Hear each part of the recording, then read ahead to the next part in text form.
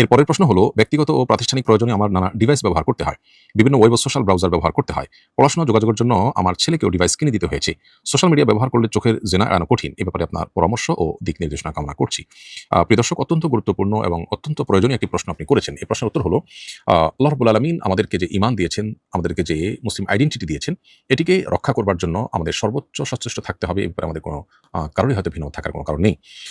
আমরা অনেকেই ঈমান আমল রক্ষা করবার জন্য যতটা সচেতন অন্য সব ক্ষেত্রে, সোশ্যাল মিডিয়া এবং অনলাইনের জগতে যখন আমরা বিচরণ করি, তখন আমরা নিজেদের অজান্তেই অথবা জ্ঞাতসারেই হয়তোবা আমরা গুনাহের জগৎ থেকে বেঁচে থাকতে পারি না। অন্য অনেক ক্ষেত্রে হয়তো ঈমান, আমল, তাকওয়া এগুলোকে আমরা রক্ষা করার চেষ্টা করি এবং সফল হই অনেকটা। কিন্তু সোশ্যাল মিডিয়াতে বিশেষ করে যখন প্রবেশ করি এবং এখানে যখন আমরা নিমজ্জিত হয়ে যাই, ডুবে যাই, তখন গুনাহ থেকে বেঁচে থাকাটা আমাদের জন্য অত্যন্ত দুরূহ হয়ে পড়ে।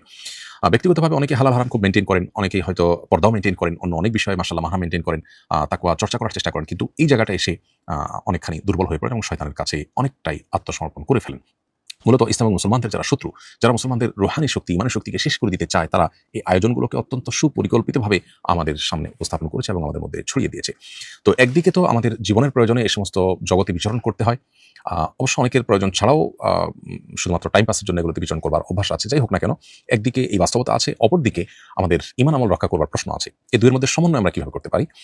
এর উত্তরে আমি বলব যে, প্রথমত যে বিষয়টি দরকার তা হলো এর ভয়াবহতাটা আমাদের অনুধাবন করা দরকার। এগুলো শুধুমাত্র অন্য ১০টি গুনাহের মতো গুনাহই নয়। প্রত্যেকটা গুনাহের কিছু ক্ষতি আছে, এগুলোর কিছু ভয়ঙ্কর ক্ষতিকর দিক আছে।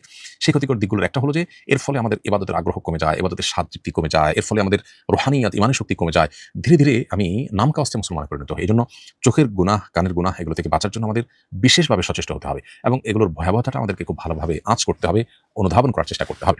আমরা যখন খুব দৃঢ়ভাবে সংকল্প করব, পণ করব, শপথ করব এবং সচেষ্ট হব যে এই গুনাহগুলোতে আমাকে বেঁচে থাকতে হবে, তখন আল্লাহ তাআলা আমাকে বহু পথ বের করে দিবেন। আল্লাহ বলেছেন, ওয়াল্লাযীনা জাহাদু ফিনা লানাহদিয়ান্নাহুম সুবুলানা। যারা আল্লাহর রাহে আসার জন্য সংগ্রাম করেন, সর্বোচ্চ সাধনা এবং চেষ্টা করেন, আল্লাহ তাআলা তাদেরকে আল্লাহর রাহে আসার বহু পথ দেখিয়ে দেন। অতএব নিজেকে, নিজের সন্তানকে, পরিবারকে এই সমস্ত গুনাহের ভয়াবহ ক্ষতি থেকে বাঁচাবার জন্য আমাদের বহুমুখী উদ্যোগ নিতে হবে। আল্লাহর কাছে আমরা দোয়া করব, আল্লাহ যেন আমাদেরকে হেফাজত